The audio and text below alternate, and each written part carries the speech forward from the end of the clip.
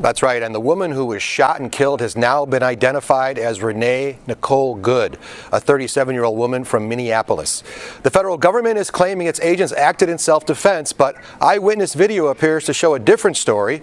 A warning here, what you're about to see is extremely sensitive and difficult to watch. The video shows ICE agents approaching an SUV stopped across the middle of the road in a residential neighborhood.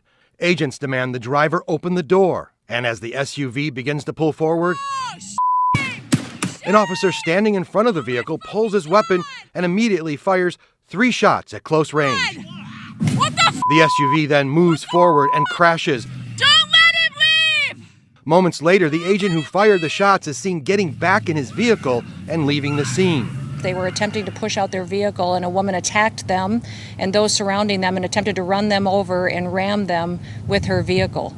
An officer of ours acted quickly and defensively shot. Secretary of Homeland Security Kristi Noem says her agents were victims of domestic terrorism.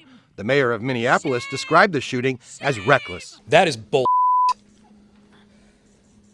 This was an agent recklessly using power that resulted in somebody dying.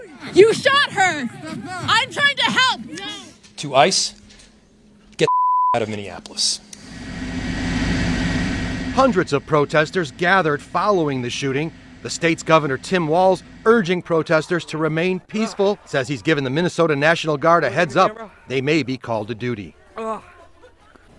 City leaders have said the victim was observing federal actions and was not the target of an ICE-related arrest. The FBI and Minnesota state investigators are now trying to get to the bottom of all this, Erica and Joe. All right, Dave, thank you. Reaction now from Eric Ballier. He spent 25 years as a federal agent, including work investigating use of force cases.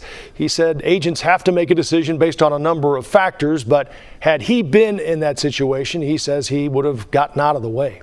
You have to understand what your backdrop is. You're accountable for every single one of those rounds that leaves your weapon. There's a little bit of a crossfire. Obviously, there's protesters or somebody that's filming this essentially directly in the line of fire.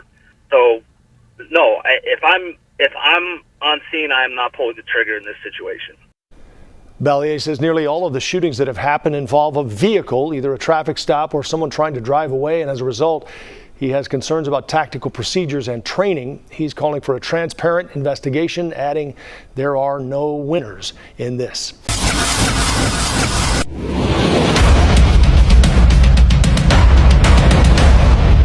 Subscribe to my channel.